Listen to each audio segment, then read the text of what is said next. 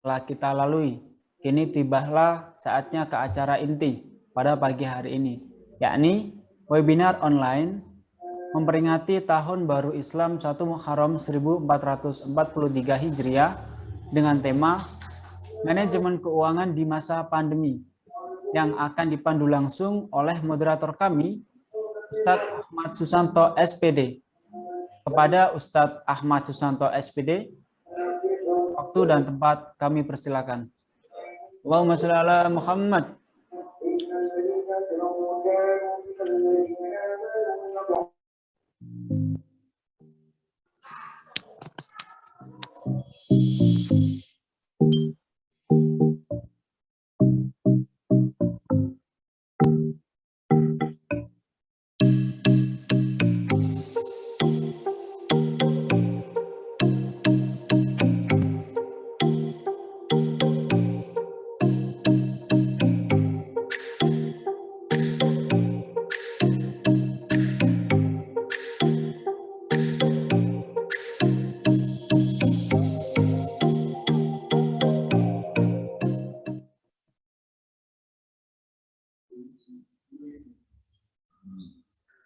Baik, bismillahirrahmanirrahim. Assalamualaikum warahmatullahi wabarakatuh.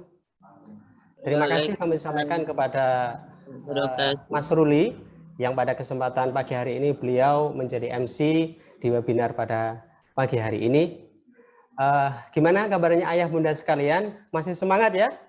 Baik, coba ingin saya tanyakan dulu. Kalau saya tanya gimana kabarnya pagi hari ini, maka jawabannya adalah siap Ustadz, gitu ya. Baik, coba jempolnya jangan lupa ya. Jempolnya jangan lupa dicet coba. Baik. Bagaimana kabarnya ayah bunda pada pagi hari ini? Siap Ustadz. Baik. Alhamdulillahirabbil alamin. Nahmaduhu wa nusalli wa nusallim ala Rasulillah wala haula wala quwata illa billah. Allahumma shalli ala Muhammad wa ala ali Muhammad ila alihi wa ashabihi wa azwajihi wa dzurriyyatihi wa man tabi'ahum bi ihsan ila yaumiddin amma ba'du. Alhamdulillah, bersyukur kita pada pagi hari ini bisa bertemu, bertatap muka meskipun di momen Zoom pada pagi hari ini, insya Allah tidak menyurutkan semangat thalabul ilmi pada kita pagi hari ini. Karena insya Allah semangat ini pula lah yang akan menjadikan pagi hari, siang, sore, bahkan sampai nanti kita menjelang istirahat akan terus membara. Untuk itu, mohon izin saya Ahmad Susanto memandu acara pada kesempatan kali ini yang nanti saya akan ditemani oleh beliau yang sangat luar biasa dan merupakan sebuah kehormatan yang sangat luar biasa pula yang diberikan kepada Dompet Sosial Al-Nuswah Tuban. Siapa? Beliau adalah Bapak Budi Wahyu Mahardika yang telah berkenan pada pagi hari ini, insya Allah nanti selama kurang lebih 60 menit ke depan akan membersamai kita. Maka coba saya ingin cek sebentar, cek sound suara sebentar. Assalamualaikum Bapak Budi Wahyu Mahardika. Cek suaranya Pak. Waalaikumsalam. Bagaimana suaranya Pak Mas? Cek, ada suaranya Pak ya? Oh baik, alhamdulillah. Sehat-sehat Pak Budi Wahyu Mahardika? Alhamdulillah sehat. Alhamdulillah. Oke, sebentar, ingin memastikan dulu. Kan namanya Bapak 3 ya, Budi Wahyu Mahardika. Ini nama biar sapaannya akrab gitu Pak Budi, Pak Wahyu atau Pak Mahardika nih Pak? Boleh Budi, boleh Wahyu, boleh Dika, asal jangan Mahar ya Pak ya. Oh nggih. Gimana? Saya panggil Pak Budi aja nggih. Nggih, boleh Pak. Baik, Bapak Budi, mohon izin ya, sebelum kita memasuki acara inti, saya membacakan profil panjenengan nggih Bapak Budi. Pak Budi nggih. Baik. Ayah bunda sekalian yang dirahmati Allah Subhanahu wa taala dan berbahagia di mana saja Anda berada, apakah yang saat ini sedang berada di room Zoom ataukah yang berada di YouTube? Salam silaturahim, salam perkenalan dari kami Dompet Sosial Al-Nuswah Tuban kepada panjenengan semua. Baik, mohon izin membacakan daftar riwayat hidup atau kurikulum vitae dari Bapak Budi Wahyu Mahardika. Nama lengkap beliau Budi Wahyu Mahardika, beralamatkan di apartemen Menara Rungkut B303, Jalan Kiai Haji Abdul Karim nomor 37, 39, Rungkut, Menanggal, Surabaya. Nomor HP-nya 081 331 529764. Dan Masya Allah ini banyak ya, melalui dari email, blog, web, sampai sederetan di bawah. Beliau tempat tanggal lahir di Jakarta, 19 Agustus 1982, ya, berapa ini? 7 tahun setelahnya, ya, 7 tahun setelahnya saya lahir, Pak Budi. Saya 89, menjadi 82. Agama Islam, status sudah menikah, kewarganegaraan Indonesia. Pendidikan beliau mulai dari TK, SD, SMP, dan SMA berada di Jakarta Utara, yang meliputi dari Pantai Tanjung Priuk, Kelapa Gading, dan yang terakhir di SMA itu Jakarta Utara. Kemudian SMA-nya beliau adalah Teknik Perkapalan FTK Institut Teknologi 10 November Surabaya. S1 pula, nah ternyata double nggih. S1 pula beliau Manajemen FE Universitas Airlangga Surabaya. Kemudian S2-nya Magister Manajemen Universitas 11 Maret Surakarta, dan S3-nya beliau Ilmu Manajemen Universitas Airlangga yang beliau tempuh sejak 2019 hingga saat ini. Baik, ayah bunda yang berbahagia, untuk kursus dan pelatihan yang telah beliau tempuh atau beliau telah tangani, karena begitu sangat banyak, mohon izin langsung saya singkat ya Pak Budi. Jadi kursus dan pelatihan yang beliau telah dampingi itu sejak 1999 sampai dengan 2021 ini, kalau hitungan saya di sini saya jumlah adalah 56 kali, Masya Allah. 56 kali beliau mengisi kursus dan pelatihan sejak 99 sampai dengan 2021. Kemudian kemampuan beliau meliputi komputer, teknik, manajemen, bahasa asing, soft skill, dan juga seorang penulis buku. Ada 3 karya buku beliau yang insya Allah ini menjadi tambahan keilmuan dan kemampuan beliau. Kemudian yang selanjutnya, pengalaman beliau menjadi konsultan. Masya Allah, ini juga luar biasa ya. Pengalaman beliau menjadi konsultan, hitungan kami adalah sejak 2005 sampai dengan 2021 ini, beliau telah menjadi konsultan di 71 lembaga atau instansi. Masya Allah, merinding ini ya. Begitu banyak, sangat banyak. Jadi merupakan sebuah kehormatan dan kesempatan yang sangat emas. Ayah bunda yang pada kesempatan pagi hari ini benar-benar menghadiri, dan nanti kita bersama-sama thalaqul ilmi dengan beliau. Baik, selanjutnya pengalaman kerja. Pengalaman kerja beliau sejak beliau masuk ataupun berkarir sejak 2008 sampai dengan saat ini sejumlah 18 kali.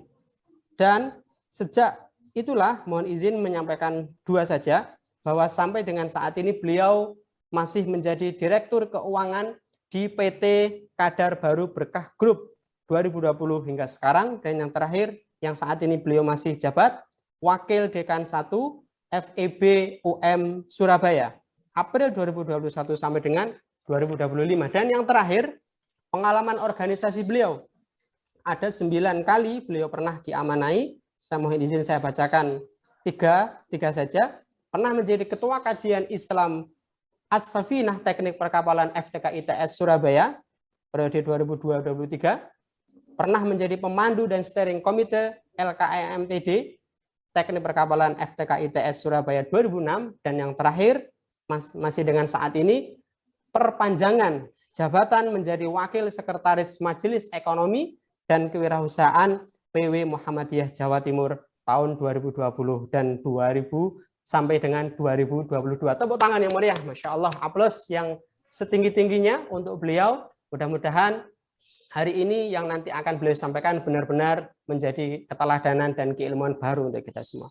Baik, ayah bunda yang dirahmati Allah Subhanahu wa taala, langsung saja karena sudah saya lihat tidak sabar untuk menunggu para peserta dimanapun Anda berada, seantero negeri ya. Nah, ini informasinya sudah mau mencapai 250 peserta yang di ruang Zoom, maka jangan khawatir, nanti ketika sudah penuh akan kami informasikan untuk bergeser ke link YouTube. Jangan khawatir. Baik, langsung saja waktu dan kesempatan akan langsung saya berikan, atau panggung ini akan langsung saya berikan kepada beliau, Bapak Budi Wahyu Mahardika, yang akan menyampaikan tema manajemen mohon maaf, yang pada kesempatan pagi ini adalah manajemen keuangan di masa pandemi. Kasih tepuk tangan kereta, kasih tepuk kereta untuk Bapak Budi Wahyu Mahardika. Ya, Assalamualaikum warahmatullahi wabarakatuh. Terima kasih. Alhamdulillah. Terima kasih. Dengan suaranya terdengar ya. Terima kasih Pak Moderator, Pak Ahmad Susanto, yang terhormat Dewan Pembina, Dewan Pengurus, Bunda, ayah bunda sekalian, dan pengurus Mas Pak apa namanya? Ketua DSU tadi ya, Pak Bu Ustazah Rahma, terus Pak Ustadz Prayitno di Direktur Eksekutif, dan ayah bunda sekalian, hari ini kita akan belajar kurang lebih sekitar 1,5 jam berkenaan tentang manajemen keuangan di masa pandemi. Alhamdulillah, sih arsalah rasulullah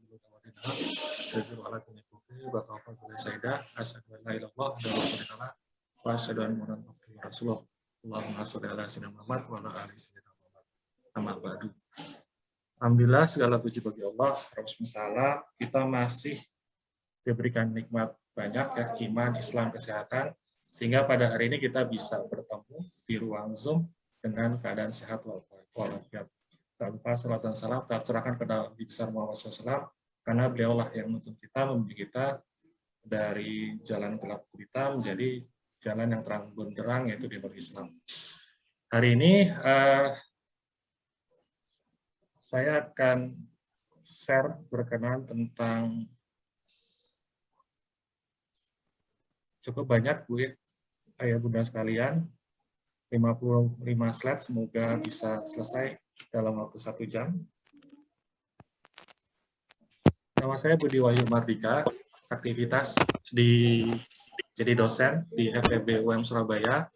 Saya juga konsultan dan saya juga sebagai wirausaha.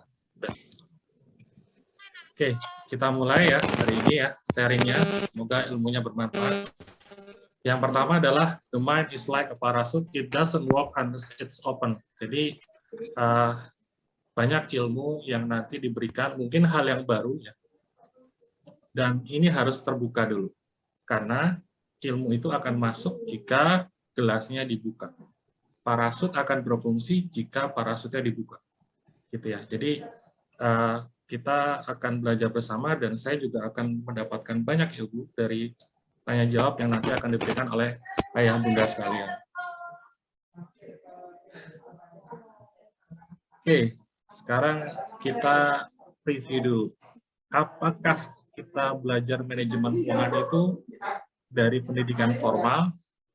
Lebih banyak kita tidak mendapatkan kalau seandainya jurusannya bukan dari Fakultas Ekonomi ya. Terkadang juga kalaupun kita di Fakultas Ekonomi ya belum tentu juga cukup berkenan tentang ilmu keuangan.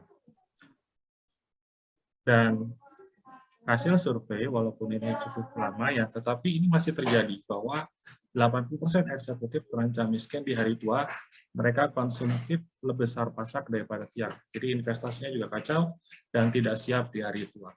Apalagi kondisi saat ini, yang dimana pandemi ini memukul semua lapisan masyarakat, ada terjadi PHK ya, ada 64 juta pekerja dirumahkan dan kena PHK.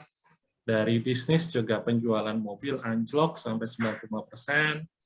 Terus kemarin ya masih minus, untuk ekonomi kuartal kedua, bahkan terakhir ya, sampai kuartal keempat pun masih minus. Dan IMF ini memprediksikan dampak corona ke ekonomi sampai akhir 2021. Saya kira bisa lebih dari itu ya. Sekarang masih tinggi. Bisa mungkin akhir 2022. Dan Bapak Ibu sekalian, Ayah Bunda sekalian, kita perlu juga mengantisipasi dengan mengalokasikan dana cadangan, karena bisa saja itu bisa menimpa di keluarga kita, dan biaya perawatan pasien untuk perawatan penyakit atau virus corona ini nggak murah ya. Jadi bahkan bisa 500 juta dalam perawatan hingga sampai sembuh. Jadi perlu kiranya untuk belajar manajemen keluarga. Atau kita belajar manajemen keuangan untuk bisnis kita.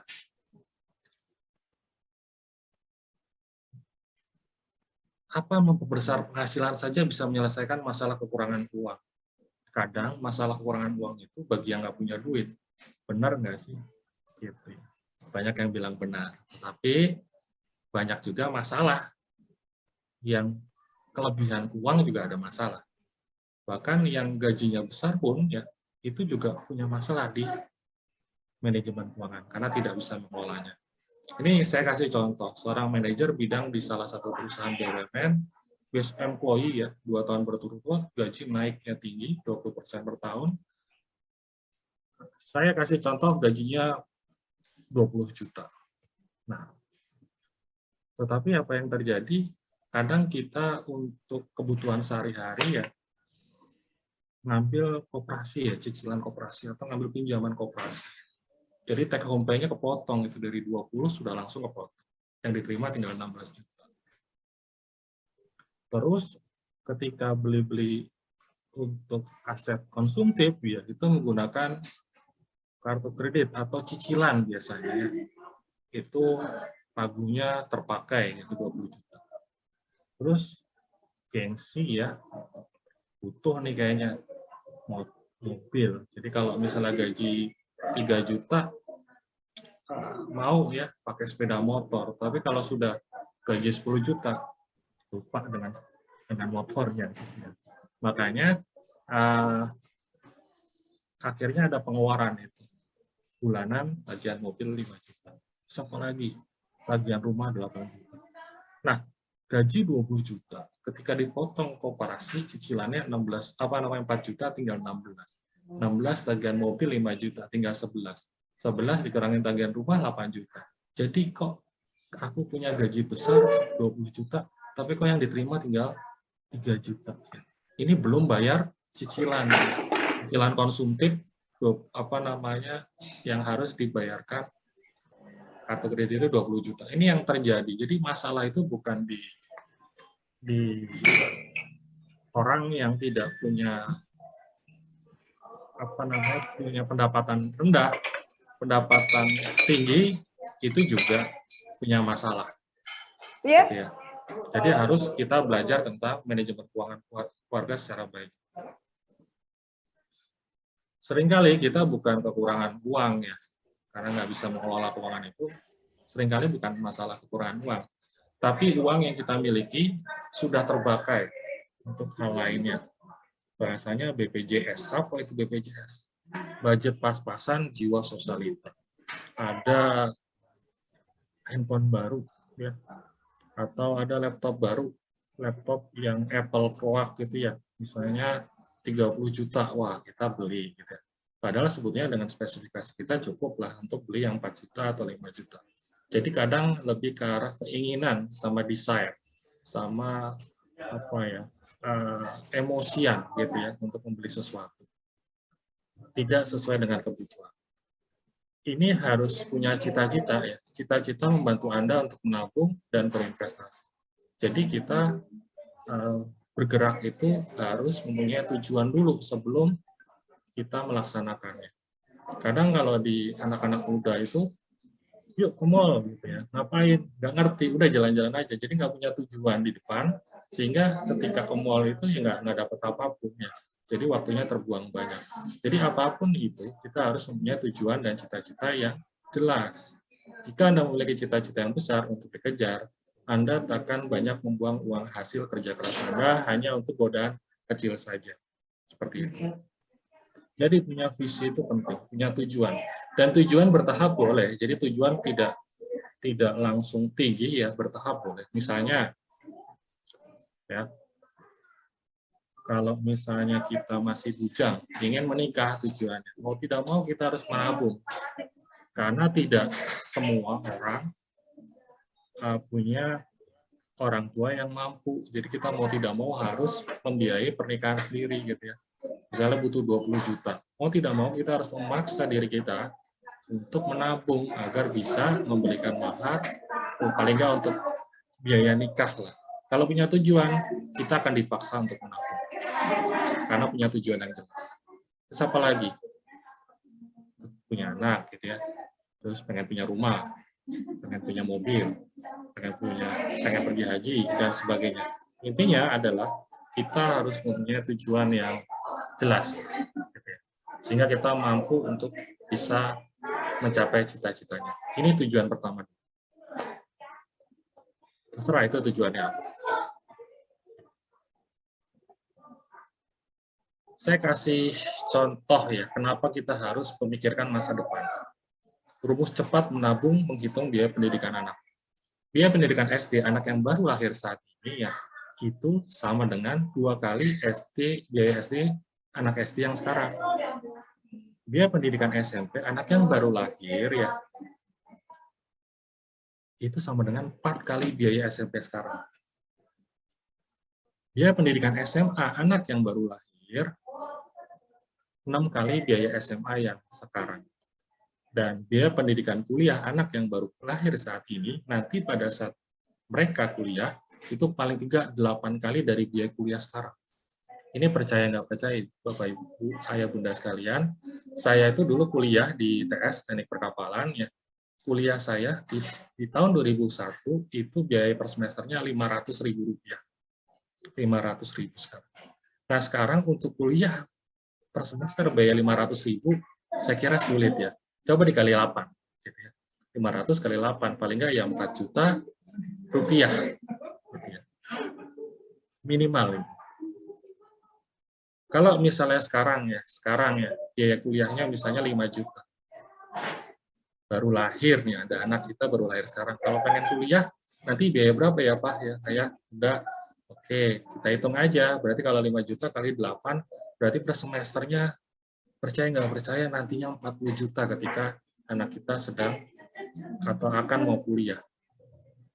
Jadi kita harus memikirkan masa depan, apa yang harus kita lakukan untuk masa depan, sehingga kita bisa menahan apa biaya-biaya yang tidak perlu untuk hari ini. Selain kita harus juga menjaga untuk dana cadangan, kita juga harus memikirkan masa depan.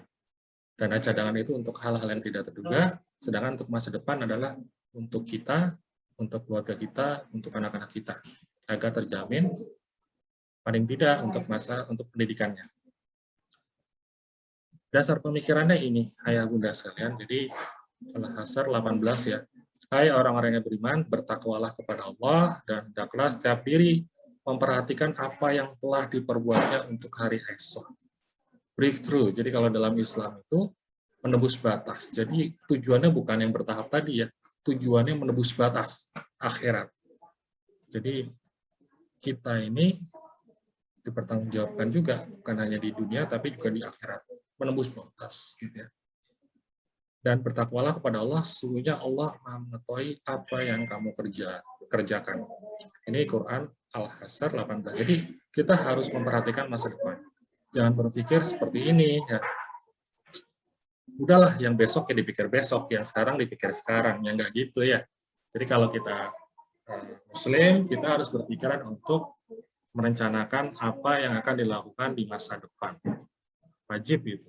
Ini dasar pemikirannya di Quran Surat Al-Hasr ayat 18. Dan yang kedua, dan hendaklah takut kepada Allah orang yang sekiranya mereka meninggalkan keturunan yang lemah di belakang mereka, yang mereka khawatir terhadap kesejahteraannya. Oleh sebab itu, hendaklah mereka bertakwa kepada Allah dan hendaklah mereka berbicara dengan tutur kata yang benar. Jadi, ini Quran Surat An-Nisa ayat 9. Jadi, ada dua hal yang harus kita persiapkan untuk anak ya, pertama berkaitan tentang iman ya, imannya harus kuat, dan juga yang kedua berkaitan tentang ekonominya juga harus kuat. Yang ketiga adalah, wahai manusia, makanlah dari makanan yang halal dan baik yang terdapat di bumi, dan janganlah kamu mengikuti langkah-langkah setan. Sungguh, setan itu musuh yang nyata bagimu. Quran Surat Al-Baqarah 168. Dan yang terakhir ini juga sangat penting, yaitu kita harus bisa menjaga apa yang kita kerjakan, hasil yang kita kerjakan, yaitu halal dan baik. Seperti itu. Nah, ini untuk menguatkan ya, yang Quran Surat An-Nisa ayat 9 ya, waliyakhshal ladzina law taraku min khalfihim dzurriyyatan di'afan. Di'afan penjelasannya ini karena bicara tentang waris ya, ada penjelasannya ya. Innaka antazarro waros sabak, dan agniya akhairum min antazarro ala yatakafaru nanas. Jadi ini penjelasannya adalah, sesungguhnya lebih baik meninggalkan ahli warismu dalam keadaan kaya daripada meninggalkan mereka dalam keadaan miskin meminta-minta. Jadi wajib ya, jadi wajib Muslim itu harus bisa meninggalkan waris. Kok bisa gitu, Pak? Iya, karena kalau bicara di manajemen keuangan ya, aset itu ya harus lebih besar daripada hutang. Jika aset dikurangin hutang itu masih ada selisih, yaitu dinamakan aset bersih, dan aset bersih itu yang dinamakan warisan. Kalau seandainya hutang kita jauh lebih besar daripada aset, apa yang terjadi? Kita akan mewariskan hutang, dan itu akan bermasalah bagi anak-anak kita. Dan kalau anak-anak kita mampu, tidak akan ada masalah.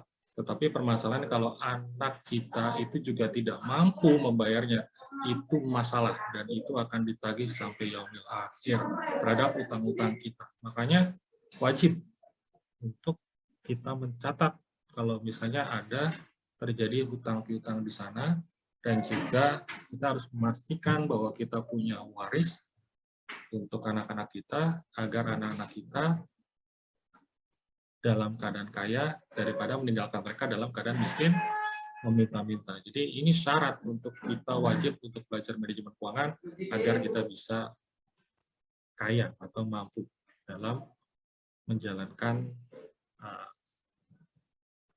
keuangan keluarga atau keluarga. Gitu ya. Meraih sukses keuangan ya. Jadi kita ikut program KB menjadi kaya berencana. Program KB. Bagaimana langkah-langkahnya? Pertama saya ikut definisi dulu ya. Berikut syarat utama yang harus dipenuhi agar dapat disebut kaya. Apa itu kaya? Nah, syarat orang kaya itu pertama adalah pendapatan lebih besar daripada pengeluaran.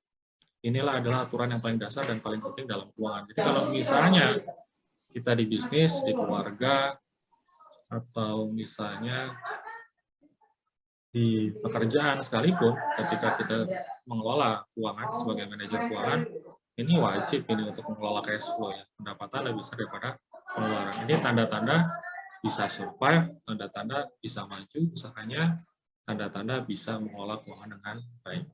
Terus yang kedua, jadi kalau misalnya aturan hukum yang ada di Amerika, sedangkan aturan di Indonesia untuk definisi orang kaya itu masih belum jelas ya. Kalau di orang Amerika adalah jumlah kekayaan bersih lebih besar dari 14 miliar rupiah. Kekayaan bersih, aset dikurangin hutang, masih ada sisa aset. Nah, itu namanya aset bersih. Itu nilainya 14 miliar. Baru itu dianggap kaya kalau di orang Amerika. Dan itu kalau di Indonesia tidak berhak untuk mendapatkan BLT gitu ya, atau hibah dari pemerintah. Salah satu undang-undang US mengatakan bahwa orang yang tergolong kaya adalah orang yang memiliki kekayaan bersih di atas 1 juta US. Atau kalau misalnya kita 1 USD-nya itu 14.000, berarti 14.000 dikalikan 1 juta US, sekitar 14 miliar. Nah, itu yang warisan yang kita akan berikan kepada anak-anak kita. Kalau misalnya kita punya aset bersih senilai 1 juta US. Yang ketiga adalah kita memiliki kebebasan. Anda bisa saja memiliki kekayaan, ya, tetapi kebebasan itu lebih penting.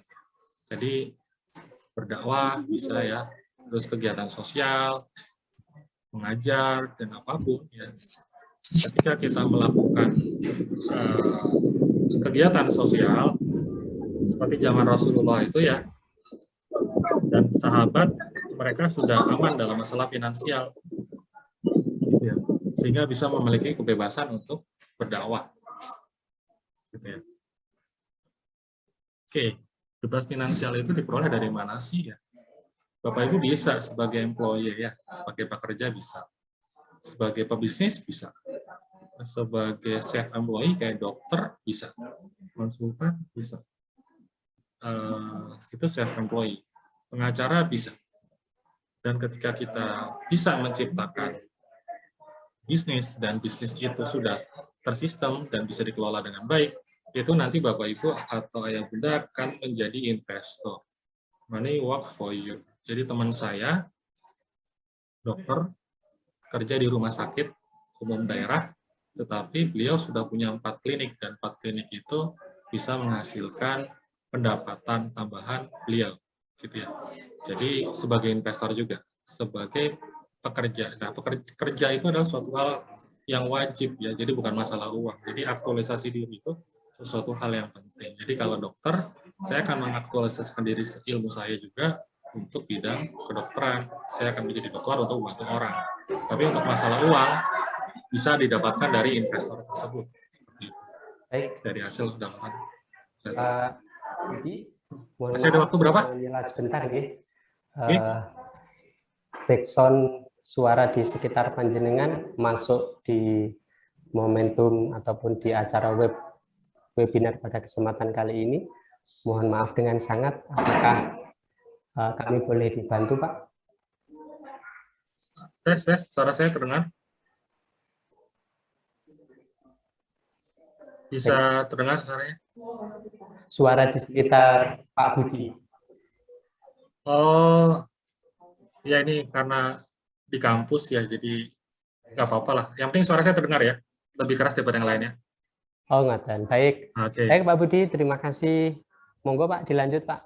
Oke. Baik, enggak ya. Terima kasih, Pak Budi. Mohon maaf kalau misalnya ada suara yang terganggu ya. Nggak apa-apa. Sekaligus dikeraskan, Pak. Oke, siap. Baik. Ini saya akan dekatkan mikrofonnya. Oke. Sekarang mengelola keuangan keluarga ya. Ini adalah fondasi dari perencanaan keuangan. Namun belum semua orang mampu dan mau ya. Jadi bukan hanya mampu, tapi juga harus mau mengelola keuangannya dengan baik. Mampu terkait dengan pengetahuan dan tool yang memadai, yang tidak mudah didapat dengan biaya berjangkau. Jadi perlu belajar untuk mencari ilmu manajemen keuangan. Salah satunya di hari ini ya, sehingga mampu. Dan tidak semua orang tahu ilmunya, jadi memang kita harus belajar untuk mendapatkan mampu. Itu bicara tentang IQ. Tetapi ada namanya EQ. Jadi kita harus mau ya, sikap untuk bisa mengelola keuangan itu ya. Mau terkait dengan sikap dan perilaku seseorang. Kalau kita tahu ilmunya tetapi tidak dilaksanakan ya tidak bermanfaat ya. Jadi juga bukan hanya mampu tapi juga harus mau. Berikutnya adalah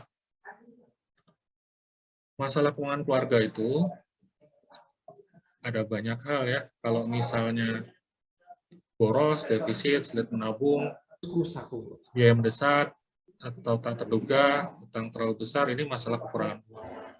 Tetapi kelebihan uang ada masalah? Nggak ada juga. Misalnya ada investasi bodong, investasi tidak optimal karena masalah kelebihan uang, dan kita tidak bisa mengelola keuangan baik sehingga uangnya hilang ya karena kita masuk ke dalam investasi yang abnormal return. Abnormal return itu apa? Return yang abnormal. Ditawarin misalnya sebulan 5%, Pak.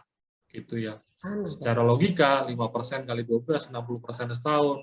Itu abnormal gitu ya.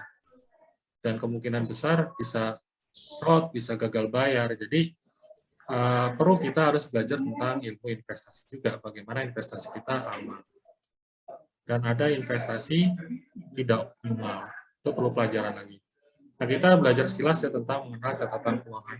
Nanti ada software ya untuk apa namanya Excel-nya nanti bisa diberikan oleh panitia agar kita bisa tahu ya kita ini punya aset berapa sih, kita punya hutang berapa sih, pendapatan kita berapa sih, beban kita berapa sih, terus rasio-rasio keuangan kita bisa dinilai baik atau sedang atau memang kurang bagus. Itu bisa terlihat dari Excel yang nanti diberikan oleh panitia. Tapi ini secara sekilas ya. Intinya kita bicara tentang catatan keuangan, bicara tentang pertama, kemana uang dibelanjakan, bicara tentang catatan arus kas Anda, yang kedua bicara tentang berapa kekayaan Anda sekarang.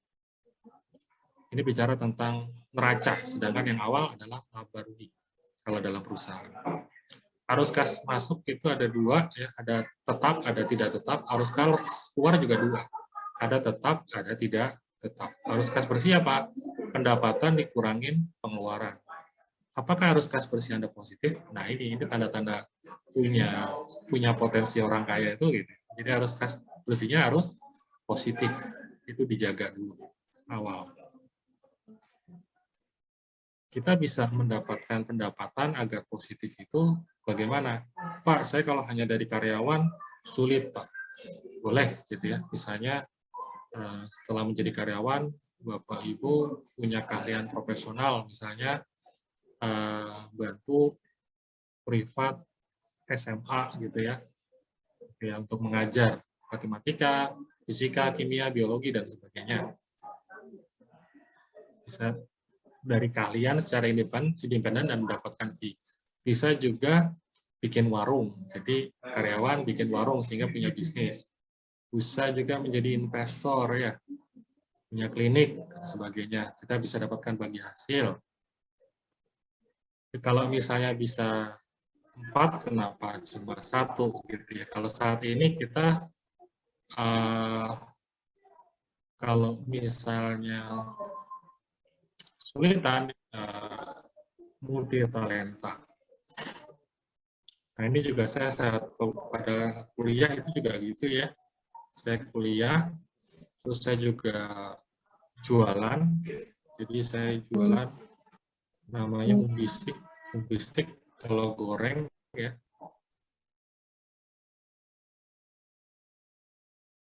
Goreng ya. Sama teman-teman kosan dulu pas kuliah.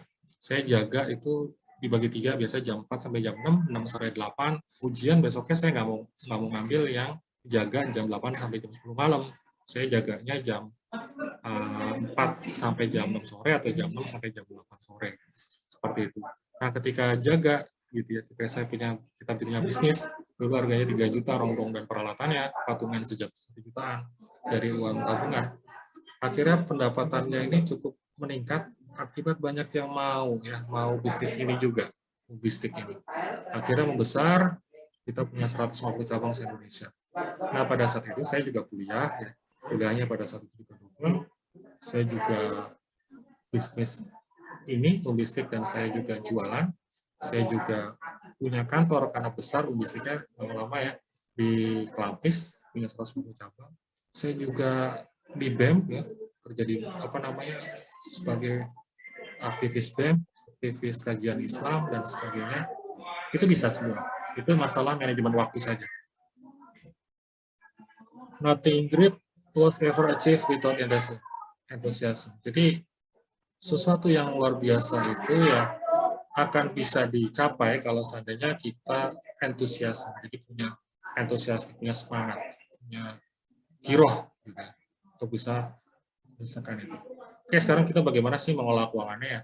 Pertama, prioritas cash flow itu kewajiban pada Tuhan. Zakat, infak, sedekah, wakaf. Atau kalau di Nasrani itu ada perpuluhan.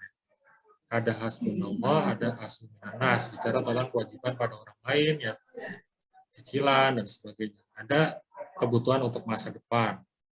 Tabungan, investasi, asuransi. Asuransi bisa 2 hal. Kalau misalnya Bapak Ibu tidak bisa memaksa diri untuk menyisakan untuk dana cadangan, ya mau tidak mau dialihkan menggunakan asuransi. Terus yang keempat adalah kebutuhan dan keinginan kita sekarang. Jadi prioritasnya itu. 1, 2, 3, 4. Dan kebutuhan dan keinginan sekarang itu paling terakhir ya. Seperti itu. Jadi kita spend first. Keluarkan langsung, sesuaikan anggaran dengan yang kita butuhkan ya, sesuai dengan prioritas. Cash flow ya. Cash flow pemasukan, kita langsung nih yang pertama siswa keluarkan, terus hutang, tabungan dan investasi, dan terakhir adalah kebutuhan hidup. Seperti itu.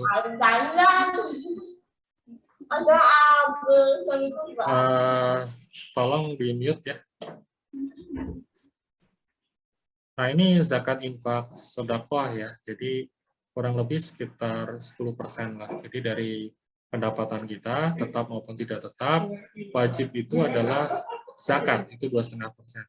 7,5%-nya bisa infak, bisa sedekah, bisa wakaf, 7,5%. Jadi kalau misalnya masuk hibah di sini, misalnya ada teman nikah, dia dikasih hadiah atau hibah, gitu ya, apa namanya, bantuan, dan pelit-pelit lah kasih hadiah lah gitu. Misalnya kalau ada tetangga sakit, ini 7,5% dari 10% yang kita anggarkan.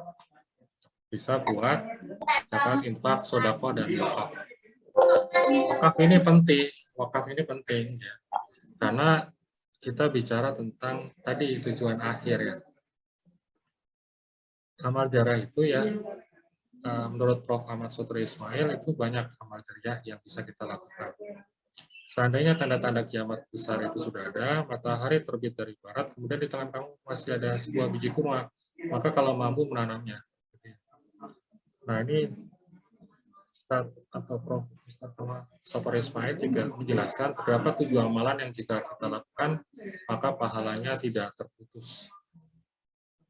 Ilmu yang bermanfaat, ya, anak yang soleh dan mendoakan ayah bundanya, sedekah jariah, ya, buat masjid, buat masjid, dan sebagainya. Terus membuat sungai mengalir dengan lancar, membuat sumur yang bisa airnya digunakan untuk kampung tersebut, dan itu juga adalah amal jariah. Membangun jalan, mewariskan mushaf Al-Quran agar masyarakat bisa belajar Al-Quran dan menghafal Al-Quran. Dan terakhir adalah menanam pohon, karena kita butuh oksigen. Dan oksigen itu hanya bisa dikeluarkan oleh pohon yang kita tanam. Dan oksigen itu bermanfaat untuk kita semua. Itu sangat terasa jika kita memang kondisi saat ini ya, oksigen lagi dicari di mana-mana. Dan ketika kita menanam, itu kita memberikan amal jariah juga. Itu yang harus kita pikirkan untuk yang masa depan. Nah, bisa juga untuk menabung yang akan di launching ya, sama DSU, Al-Usah, itu menabung untuk kurban. Seandainya kalau kita merencanakan dengan baik, tentu saja pada saat nantinya kurban, kita sudah mempersiapkan. Ya Allah, ini tabunganku untuk tujuanku berkurban. Semoga Allah meridhoi apa yang kita lakukan. Seperti itu. Nah ini ya, pendapatan harus kas masuk. Saya kasih contoh, ada tetap, ada tidak tetap. Tetap anggap, saya kasih contoh 2,5 juta, tidak tetap 500.000. Kalau misalnya membuat laporan keuangan atau membuat catatan arus kas, Bapak Ibu kalau bisa mencatatnya yang tetap dulu, yang pasti ya, yang relatif pasti. Sedangkan tidak tetap nanti bisa buat dana cadangan. Gitu. Nah, zakat infak sedekah nih kalau misalnya 3 juta, 10%-nya 300.000. Atau kalau misalnya hitungannya 2.500.000, 250.000. Hutang ini udah harus dikeluarkan dulu. Baru adalah tabungan investasi untuk masa depan ya, penting itu. Pendidikan anak, investasi, contohnya emas dan lain-lain, itu 300.000 dan cukup tidak cukup dicukup-cukupkan ya. Paling enggak 50% ya. Kalau 50% dari 3 juta 1.500.000. Tapi kalau misalnya kita ingin ada dana cadangan ya 1 juta diusahakan. Semakin tinggi gaji nanti itu nanti skalanya semakin kecil ya. Mungkin untuk kebutuhan hidup ya tidak sampai 50% gitu. Dan lainnya bisa digunakan untuk investasi, untuk siswa dan sebagainya. Oke ini ya. Ini surplus 500.000. Nah, ini punya potensi jadi orang kaya. Setiap orang menghadapi satu dari 3 situasi berikut. Bisa defisit, bisa pas-pasan, bisa surplus. Sedangkan kalau kekayaan ya total aset dikurangin total hutang. Nah, ini yang dinamakan aset bersih, yang dinamakan warisan. Dan kita harus menjaga ini agar positif sehingga kita punya warisan. Kadang kita tidak sadar kita harus menghitung ini. Nanti takutnya ketika kita meninggal itu rame di belakang, rebutan warisan. Jadi penting kiranya kita menghitung ini dan membagi kepada anak-anak kita, ya, biar tidak terjadi masalah dalam pembagian warisan. Kalau misalnya kita sudah merencanakannya dengan menghitungnya dengan baik. Dan Bapak Ibu sekalian, wasiat kadang kita tidak terfikirkan. Tapi untuk saat ini, saya ini juga memberitahukan semua kepada istri. Masalah aset saya yang saya punya, termasuk hutang yang saya punya. Kalau misalnya terjadi apa-apa dengan saya sudah memberikan informasi semuanya kepada istri. Gitu. Sehingga nanti kalau terjadi dengan apa-apa dengan saya sudah tenang dan saya tidak akan masalah berkaitan tentang hutang seperti itu. Oke, ini catatan kekayaan Anda ya. Ada aset kas tarakas, ya berupa kas, ada aset personal atau pribadi, ada aset investasi. Bedanya apa sih, kenapa dipecah? Kalau aset investasi itu bisa menghasilkan uang lagi kepada kita ya. Misalnya saya punya rumah, saya sewakan. Ya. Saya dapat pendapatan dari hasil investasi tersebut. Nah, itu aset investasi. Dan kita totalnya berapa asetnya. Nah, seperti itu. Nah, terus dikurangin hutang-hutang yang ada. Nah, kalau bisa positif. Kalau positif, berarti Bapak Ibu punya kekayaan bersih atau punya warisan. Oke, prioritas mengelola keuangan, kita harus bisa mengantisipasi resiko, yaitu dengan ada dana cadangan. Dana cadangan itu paling nggak 3-6 bulan. Jadi terus yang kedua, menjaga likuiditas. Yang ketiga mengelola utang. Yang keempat, antisipasi resiko dengan cara investasi. Yang berikutnya ada kebutuhan bagi keluarga. Ada review berkala keuangan yang harus kita lakukan.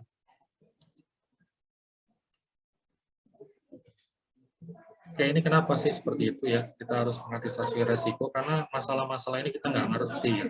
Sakit, terus penghasilan terpaksa berhenti karena PHK, dan sebagainya.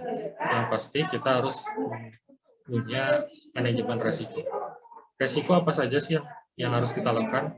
Pertama, hindari, kurangi, hadapi, alihkan. Pertama, resiko.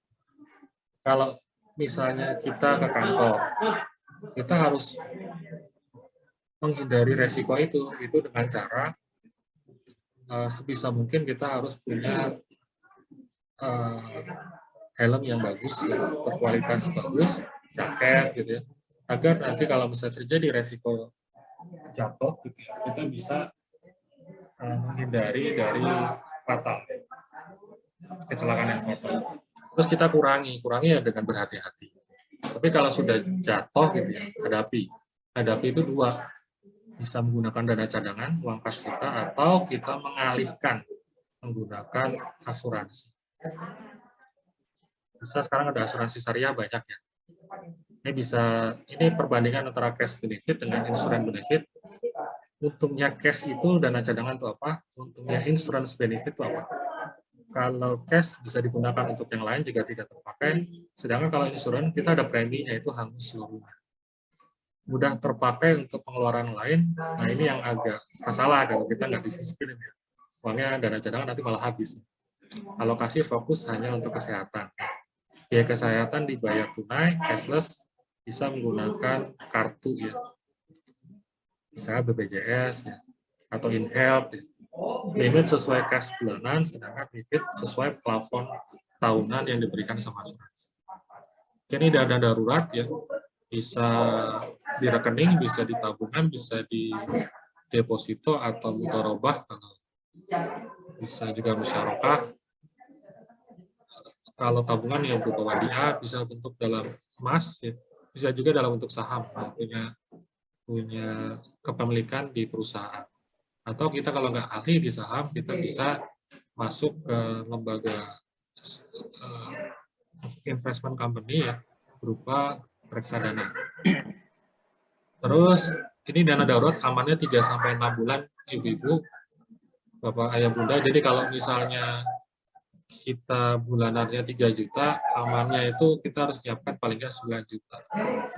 3 bulan ke depan itu harus aman. Nah, bicara hutang boleh nggak sih Pak? Boleh gitu ya. Tapi maksimal dari arus kas itu 35%. Jadi kalau misalnya gaji ya, biar mudah menghitungnya saja, 10 juta, itu maksimal cicilannya itu 3,5 juta. Dan 3,5 juta itu setara 35%. Dan kalau bisa dibagi, kita harus lebih banyak ke ke hutang produktif, itu nilainya 20%. Dan untuk konsumtif, boleh nggak sih Pak, kita punya HP bagus, punya jam bagus, boleh. Maksimal 15% lah cicilannya untuk yang konsumtif. Ya. Tapi lebih baik hutang produktifnya lebih besar, 20%. Sedangkan berapa sih maksimal pagunya? Maksimal adalah 50%, tidak melebihi dari aset. Jadi kalau misal aset 200, ya maksimal 50%. Mungkin itu kalau nggak akan terjadi kebangkrutan ya. Maaf, untuk yang kesekian kalinya kami menyala panjenengan. Ada banyak permintaan dari para peserta, sekaligus menanyakan kok berisik Ustadz gitu. Tapi jawab tadi Bapak Budi bahwa backsound itu adalah dari sekitar kanan kirinya Pak Budi karena beliau sedang di kampus. Mohon dibantu sekali lagi Bapak Budi. Alhamdulillah respon dari peserta luar biasa Pak. Materinya sangat bagus, tapi mohon maaf sedikit catatannya suara. Mohon untuk lebih banyak lagi tidak ada teks. Sekarang suaranya bagaimana? Pak Budi, terima kasih. Bisa cukup jelas sekarang suaranya? Suaranya cukup jelas? Masih. Cukup jelas ya? Oke, saya lanjut sebentar aja. Oke, masih ada Bapak. Ini udah agak reda ini, udah tidak. Alhamdulillah. Suara. Alhamdulillah sudah Bapak Budi. Monggo Pak, dilanjut. Terima kasih. Saya lanjut lagi ya. Jadi no cash no grow. Jadi pertumbuhan itu ya hanya dari investasi. Dan rencana menabung dan investasi itu caranya spend first. Spend first. Ya. Spend first yang biasa kita lakukan harus dirubah. Harus dirubah ke save first. Baru then spend. Jadi gini, Bapak Ibu sekalian. Kita selalu berpikir bahwa nanti kalau ada sisanya saya tabung. Itu namanya spend first. Spend first. Jadi keluarkan dulu, kalau ada sisanya, itu baru nabung. Kalau kayak gitu, itu sulit untuk menabung, apalagi diinvestasikan. Yang benar sekarang harus save first. Habiskan uangmu, tetapi langsung dianggarkan. Jadi di save itu 10% untuk zakat infak, sedekah, wakaf. Save first, amankan lagi, bicara tentang tabungan dan investasi. Gitu ya. Misalnya 20% gitu ya. Terus 20% lagi amankan lagi masalah bayar hutang. Jadi 50% itu amankan. Nah, sisanya 50% cukup tidak cukup dicukup-cukupkan.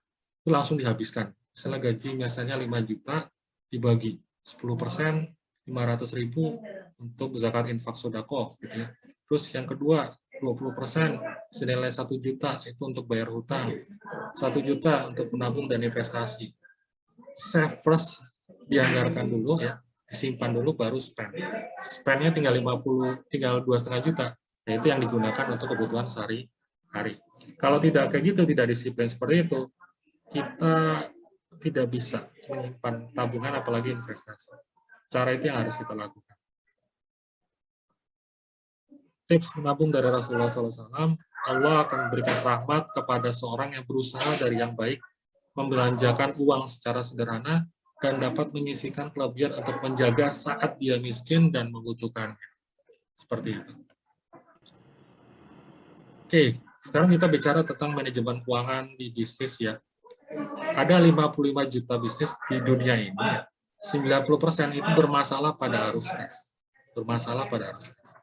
Dan 70%-nya itu tutup dalam keadaan perusahaan laba dan untung. Dalam keadaan laba lah ya di laporan keuangan. Kok bisa, Pak? Iya, karena tidak bisa mengolah cash flow. Tidak bisa mengolah arus kas. Gitu ya. Kita bisa jualan, tetapi bayarnya pending, piutang. Kalau bicara tentang piutang, berarti ya kalau misalnya baru bayar 3 bulan, ya nanti pemasukannya ya baru 3 bulan gitu. Dan itu akan bermasalah dalam masalah cash flow. Semakin cepat, semakin mendekati tunai itu semakin bagus. Nah, penyebab bangkrut itu udah banyak ya. Keuntungannya rendah, jadi cari bisnis kalau bisa punya margin yang cukup. Kita kalau misalnya ada dead stock, ada persediaan yang mati, akibat nggak bisa jual ya. Banyak bahan baku yang nggak bisa jual, akhirnya jual rugi, itu juga penyebab bangkrut. Investasi berlebihan karena menambah kapasitas, terlalu banyak stok, piutang terlalu agresif, dibayar panjang, apalagi yang tak tertagih, berarti ada piutang tak tertagih itu jadi kerugian. Ada perubahan tak terduga, seperti saat ini, dan ada permintaan musiman, jadi ada bisnis yang musiman saja. Musiman itu apa? Musiman ya kayak misalnya kayak jualan baju ya. Ya itu kan adanya kan ketika mau lebaran aja atau pada saat di Desember gitu, tahun baru. Dan ini ya banyak yang gagal 82% karena masalah cash flow. Ada 90% out compete, maksudnya tidak punya keahlian. Contohnya kita punya karyawan, tetapi karyawannya karena kita tidak latih dengan baik, berarti banyak yang cacat produk. Itu kita masalah, uang keluar. Dan sebagainya. Ada pengeluaran bulanan yang tidak perlu. Ada makan di luar, beli luxury item ya. Terus kita tentang piknik yang tidak dibutuhkan. Nah, ini di list itu kalau bisa, kalau seandainya kita bisa punya laporan keuangan arus kas sama laporan aset. Kalau nggak punya ya sulit untuk bisa mengeliminasi yang ini. The law of 10%, jadi mengurangi 10%. Ini kalau di perusahaan-perusahaan. Intinya ya di economic driver itu antara needs, kebutuhan, wants, ya, keinginan, desire, emosi. Nah kadang gini, ada promo merchandise BTS ya, sudah kenyang, sudah makan pecel, tapi karena ada promo BTS tetap beli, itu desire, karena emosi sesaat. Jadi kita bisa melakukan efisiensi dengan penundaan, ya. Yang kedua adalah pemangkasan yang tidak perlu, ya bisa dikurangi 10%, dan perampingan struktur organisasi kalau misalnya ini perusahaan. Tolong diingatkan, efisiensi itu mengurangi lemak, bukan mengurangi otot. Gitu ya. Jadi yang penting-penting tetap harus dilakukan. Oke. Nah, kita bisa menggunakan lainnya dalam bisnis, bisa menggunakan virtual, ya, bisa menggunakan reseller, bisa dengan software aplikasi agar lebih terjaga pengelolaan keuangannya. Kita karena sulit untuk menambah karyawan, mau tidak mau kita harus menambah pekerjaan karyawan di saat ini. Dan menambah kualitas karyawan, sehingga karyawan kerjanya tidak bolak-balik. Oke, intinya perusahaan kita harus bintang, jangan pesto, jangan sapi perah. Sapi perah itu apa ya? Kasnya itu tidak pernah diinvestasi, tetapi dimakan terus untuk kebutuhan sehari-hari. Kalau bisa harus ada investasi. Nah ini contohnya, saya kasih contoh terakhir untuk bisnis ya. Sritex itu ya, dulunya adalah pedagang sama dengan lainnya di pasar Klewer, dan asetnya 9,4 triliun ya, omsetnya 8 triliun. Bedanya dengan pedagang itu lainnya apa sih? Sritex bervisi membangun kejayaan, sedangkan kalau pedagang lain hanya sekedar cari kekayaan. Setiap laba ya, Sritex belanja modal, investasi agar lebih besar. Sedangkan pedagang lain menikmati laba atau investasi di bidang lain, tidak sesuai dengan kain atau baju atau garment. Ketiga, belanja modal Sritex untuk revenue driver, untuk aset petinggi offset. Sedangkan kalau pedagang lain ini tidak untuk revenue driver, tidak untuk mendukung usahanya. Banyak yang harus kita lakukan ya, terutama dalam pemasaran kita harus mencari yang blue ocean. Permintaannya banyak, penawarannya rendah, dan harus yang paling tidak growing market lah. Gitu. Jangan sampai dying market ya, pasar yang mati. Contohnya apa nih? Kalau dalam kondisi pandemi ini, contohnya information itu ya, yang saya buletin itu ya, media. Jadi kayak koran, yang majalah itu sekarang sudah nggak susah, harus shift ya, harus ganti transportasi, travel ya. Terus retail sekarang juga kena dampak ini karena ada PPKM ya. Konstruksi, manufacturing itu juga kena impact karena konstruksi itu sekarang banyak proyek-proyek yang ditunda. Mungkin itu aja materi dari saya ya. Semoga bisa bermanfaat. Nanti kita ke tanya jawab. Saya kembalikan ke Pak Susanto, kita akan masuk ke tanya jawab. Sekian, mohon maaf kalau misalnya ada yang salah. Assalamualaikum warahmatullahi wabarakatuh.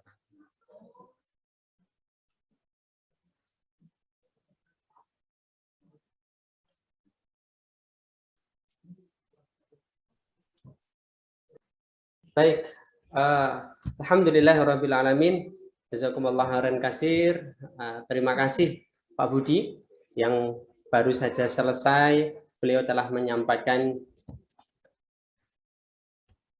materi manajemen keuangan di tengah pandemi yang ini menjadi catatan kita bersama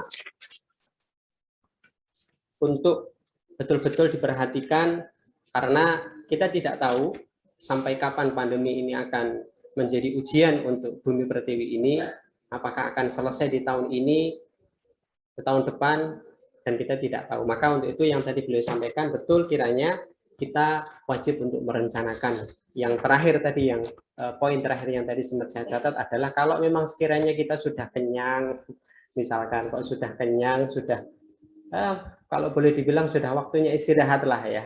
Tetapi ternyata ada promo dadakan dari BTS atau Shopee atau yang lain-lain yang membuat kita tergiur, Masya Allah. Tangan ini loh, kepengen klik-klik. Tapi kalau kata beliau ditunda dulu, ditahan dulu, nggak tahu gimana caranya. Ini pas di sini adalah momen pertanyaan yang alhamdulillah sudah dipilih oleh panitia, ya, sudah dipilih oleh panitia. Pertanyaan yang sudah kita siapkan, yang dari YouTube, ya. Baik, langsung saja, ya. Saya akan saya jawab. Pertanyaannya adalah, saya mau bertanya, dalam proses berjuang itu banyak hal yang harus dikorbankan.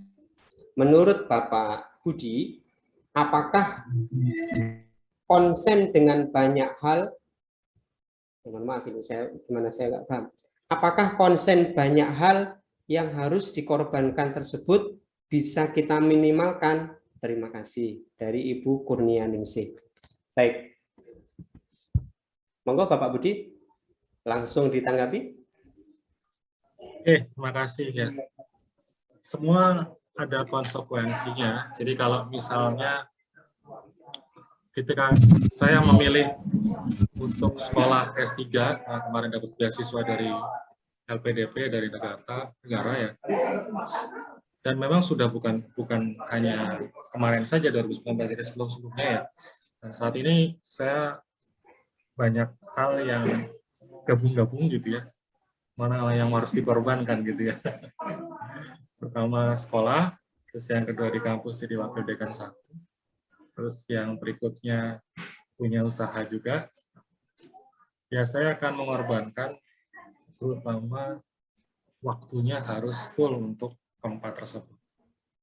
Konsekuensinya saya akan mengorbankan, saya tidak mau nonton TV ya. Saya sepakat sama istri saya nggak punya TV.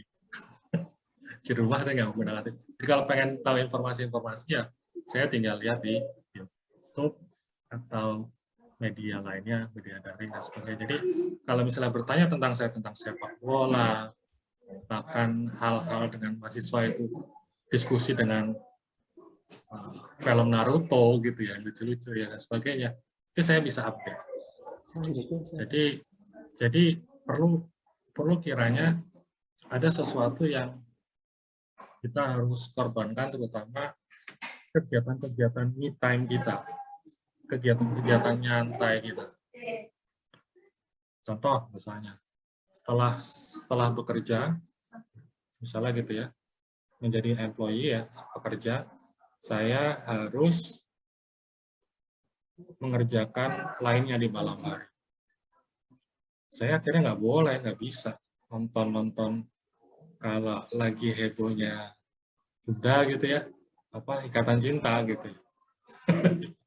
Jadi harus memang mengurangi hal-hal yang tersebut seperti itu. Karena kondisi sekarang membuat kita harus survive dan kita harus bisa. Halo.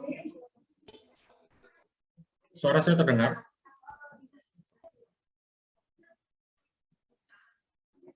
Terdengar atau tidak? Terdengar. Oke, baik. Ya mungkin itu. Jadi kita harus bisa membagi waktu untuk mencapai tujuan. Jadi kalau kita punya tujuan, insya Allah bisa kita raih. Tentu saja dengan memilih itu kita harus mengorbankan yang lain. Oke. Terima kasih atas penjelasan dari Pak Budi atas pertanyaan pertama yang tadi dilayangkan di YouTube. Kemudian pertanyaan yang kedua, kami berikan kesempatan yang raise hand kepada Bunda Ria N. Atas nama Bunda Ria N. Monggo Bunda, silakan dibuka videonya, Cik. Kami persilakan ke Bunda Ria atas nama terdeteksi Bunda Ria N. Oke. Baik. Oke. Sudah? Oh ya. Assalamualaikum warahmatullahi wabarakatuh. Waalaikumsalam. Terima kasih yang memberikan saya kesempatan untuk bisa bertanya karena jujur nih materinya luar biasa bagus. Saya ingin menanyakan ke Bapak Wahyu, sebagai ibu rumah tangga, ada beberapa pertanyaan yang terkadang masih sering terjadi di kehidupan sehari-hari. Yang pertama, untuk menabung, bagaimana cara menabung yang baik?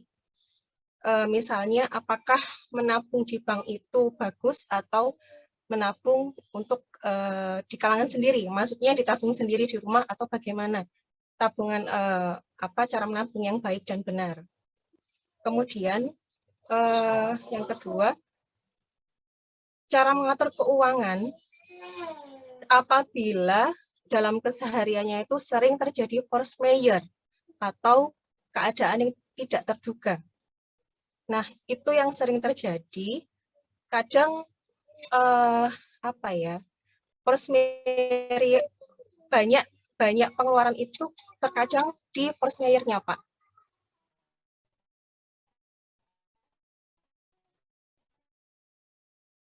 Nah, dan pandemi ini kan biasanya kita menyetok makanan, perlu benar-benar stok yang biasanya kita hanya sekian, jadinya untuk stok di rumah jadinya bisa 2 kali lipat. Nah, itu bagaimana Pak cara menghadapi dan mengatur keuangan tersebut? Itu saja. Terima kasih banyak atas waktunya dan mohon maaf bila pertanyaannya mungkin agak banyak. Wassalamualaikum warahmatullahi wabarakatuh.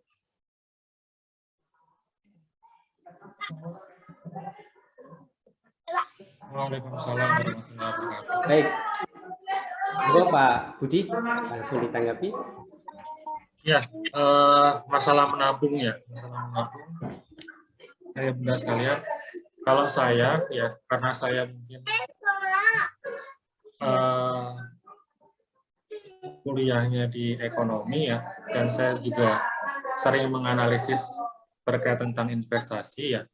Kalau saya nabung itu bukan investasi ya, nabung itu untuk jaga-jaga. Jadi dana cadangan itu untuk tabung ya, untuk buat tabungan, ditaruh di tabungan itu. Tetapi kita investasinya jangan di tabungan itu. Gitu ya. Contoh misalnya nabung itu bagi hasilnya atau bunganya itu tidak lebih dari 2%, kadang 1%, kadang di bawah itu. Oke, anggaplah saya paling tinggi 2% lah, tapi jarang itu terjadi, setahun. Jadi kalau misalnya kita nabung 10 juta, 2%-nya misalnya kena 200.000. Ibu tiap bulan itu ada namanya biaya administrasi bank, bisa 12.000 sampai 20.000. Jadi kalau 20.000 dikali 12 itu udah 240.000. Sedangkan ibu dapat 2% kali 10 juta 200.000. 200.000 dengan 240.000 itu kita nyimpen di bank aja itu sudah berkurang 40.000. Dan kalau menurut saya itu bukan investasi. Bukan investasi. Berkurang 40 bukan menambah gitu ya. Itu kalau seandainya nabungnya 10 juta, kalau di bawah itu bagaimana?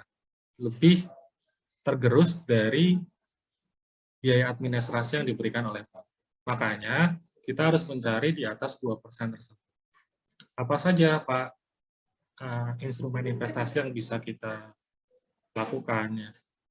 Bapak Ibu bisa ke mudharabah atau musyarakah atau deposito yang dimana bisa 5-6%. Memang kalau untuk meningkatkan dan punya dana lebih ya, bisa ke sana, atau ke obligasi retail Indonesia atau sukuk ya, obligasi syariah itu bisa itu antara 9% gitu ya. Atau kalau misalnya punya waktu lebih, belajar tentang investasi portofolio aset atau saham. Saya tahun lalu manajemen portofolio saham saya pertumbuhannya alhamdulillah 30%. Jadi saya punya saham di beberapa perusahaan ya, tentu saja menggunakan transaksinya di sekuritas.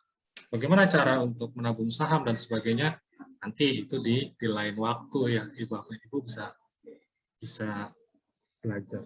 Atau yang paling aman zaman dahulu kala itu emas ya. Emas itu paling tidak setiap tahun itu minimal 10% kenaikannya.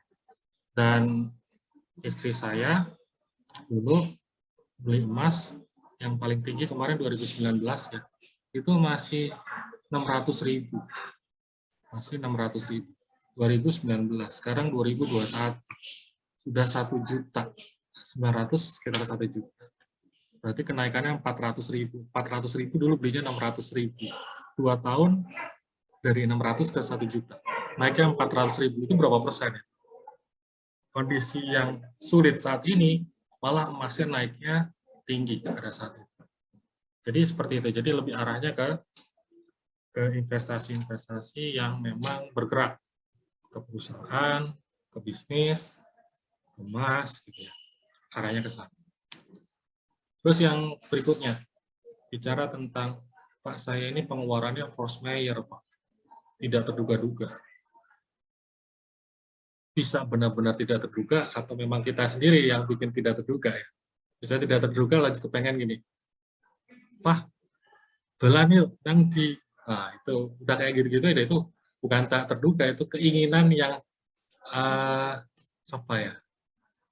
terlintas sehingga membuat tidak terduga-duga. Padahal sebenarnya bisa kita rencanakan. Tapi kalau misalnya itu benar-benar terjadi, kita punya dana cadangan untuk mengantisipasi itu. Bapak Ibu sekalian, atau ya Bunda sekalian, saya sebelumnya juga pernah jatuh ya.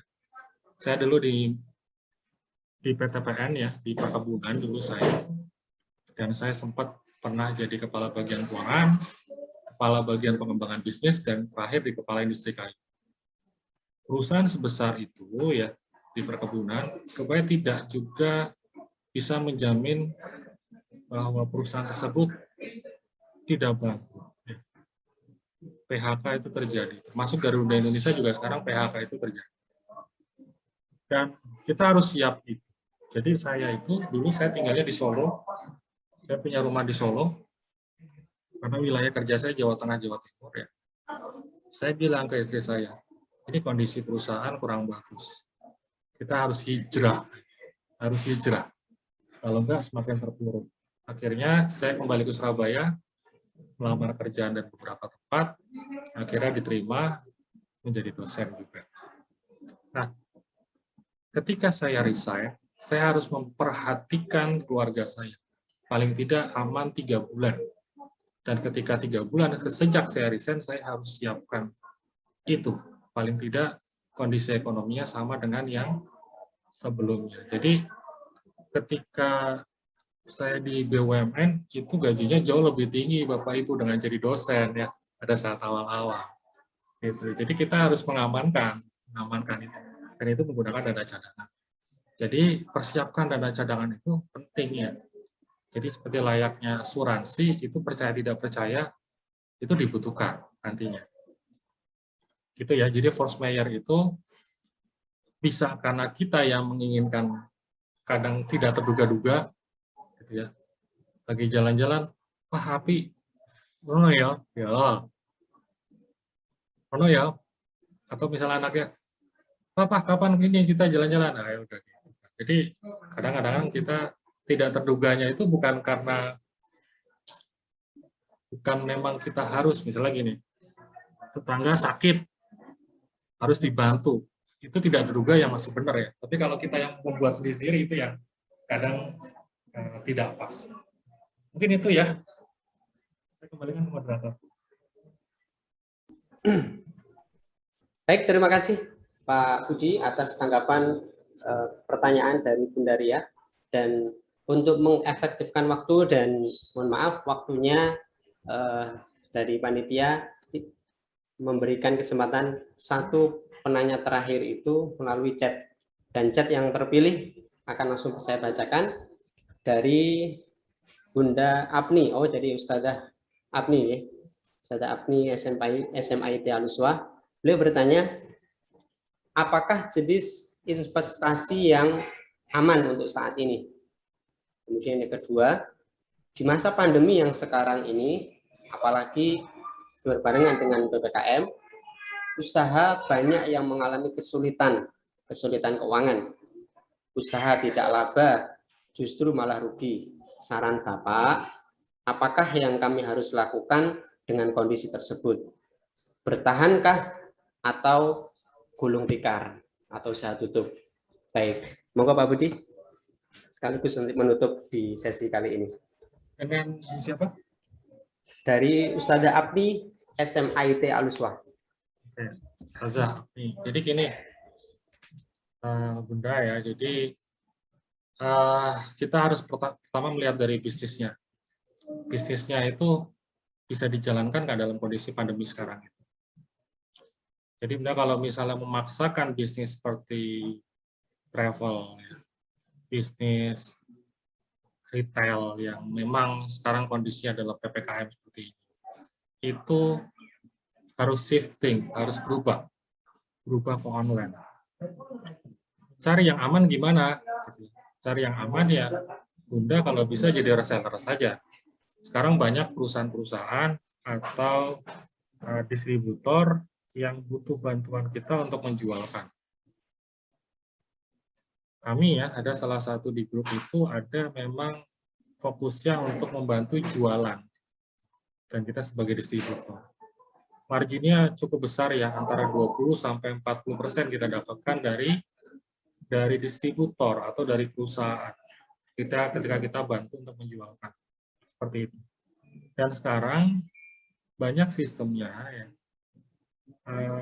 Perusahaan itu dia punya cash cukup dan membantu kita sendiri sebagai reseller. Caranya apa? Ketika terjadi penjualan, uang yang masuk ke kita, gitu ya, baru kita bayarkan ke perusahaan. Itu banyak ke distributor. Bahasanya dropship.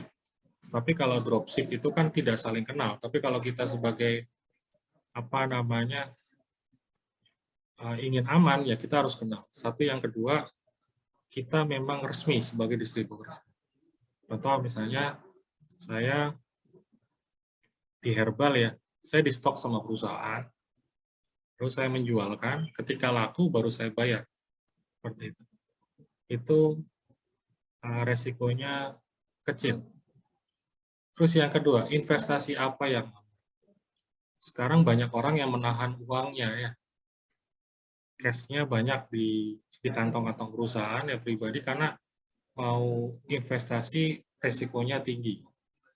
Caranya ya kita investasi yang mudah, yang aman, yang kita bisa kendalikan. Yang pertama apa? Bisa ke emas ya. Ke emas bisa. Deposito bisa. Kalau misalnya kita punya bisnis, kita bolehlah untuk mengeluarkan uang untuk push-nya itu untuk marketing ya, menggunakan FB Ads, Google Ads. Ya. Mau tidak mau kita harus keluar ya, walaupun barangnya dari perusahaan. Nah itu investasi. Suatu saat kita akan dapat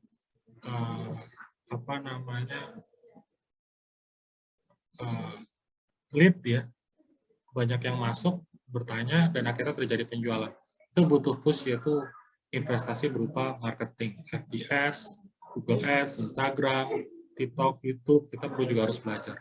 Dan sekarang dalam kondisi pandemi saat ini kita harus scale up, kita harus punya kemampuan yang lebih, bukan hanya biasa-biasa saja. Nah, kita harus ahli YouTube, kita harus ahli FB Ads, kita juga punya keahlian di Instagram.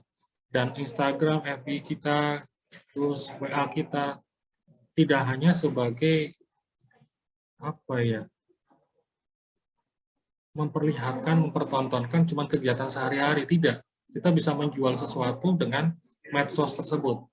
Jangan hanya membuat WA, Instagram, FB kita, itu hanya sebagai ya kegiatan sehari-hari. Kita juga bisa untuk sebagai marketing, personal branding. Kalau kita sebagai punya keahlian mengajar, kita sebagai personal branding itu menjual keahlian untuk misalnya kursus bahasa Inggris online, itu banyak sekali. Dan lain sebagainya. Jadi manfaatkan itu. Bahkan kita bisa belajar YouTube, belajar Instagram, FB Ads, Google Ads, dan apapun ya, termasuk desain grafis untuk membantu jualkan perusahaan barang atau jasa orang lain, dan kita mendapatkan fee dari situ. Bagaimana caranya belajar sekarang? Sekarang kita percepatannya luar biasa. Dulu kita ini nggak familiar dengan Zoom ya. Di dalam 2 tahun semua pembelajaran apapun sekarang gunakan digital media. Kita harus scale up, kita harus lompatan. Kalau enggak, ekonomi tidak bergerak. Jadi memang kita harus belajar dan belajar. Dan salah satunya hari ini kita belajar untuk bisa menyelesaikan masalah paling tidak untuk keluarga kita sendiri, baru nantinya bisa kita menyelesaikan masalah yang lainnya di lingkungan kita sekitarnya. Mungkin itu jawaban saya. Saya kembalikan kepada moderator. Cek.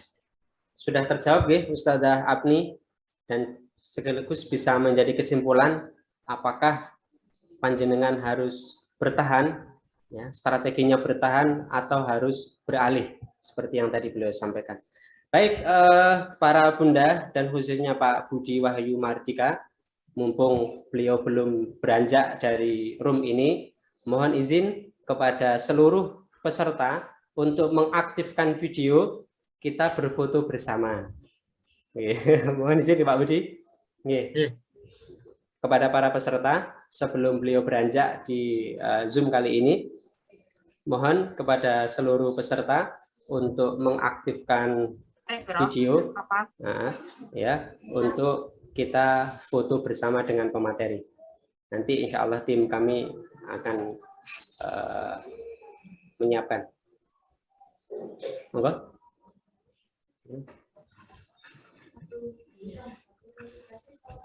Oke, hitung ya, siap. Hitung mundur atau 1, 2, 3 ini. Hitung mundur nggih. Baik, supaya pas. Kalau 1 berarti dijepret. Kita hitung 3, 2, 1. Ulangi lagi. Baik, yang kedua. Yang kayak bebas. Tadi kayak bebas. Baik. 3, 2, 1. Cukup? Cukup, Ustazah? Baik, alhamdulillah.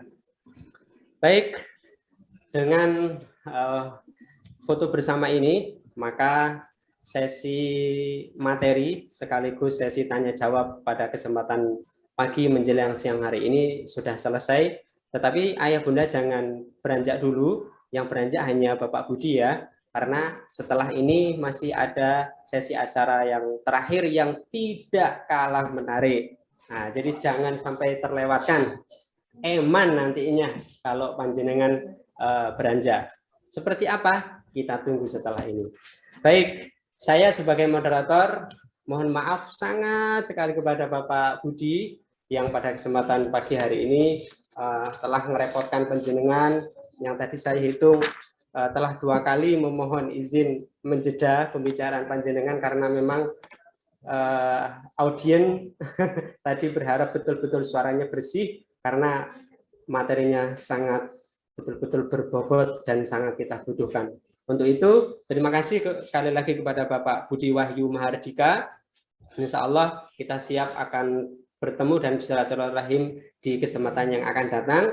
Dan terima kasih juga untuk seluruh ayah bunda dan seluruh audien yang telah membersamai, khususnya membersamai di sesi kali ini. Jangan beranjak dulu karena setelah ini ada acara yang menarik juga, ada bagi-bagi hadiah nanti ini.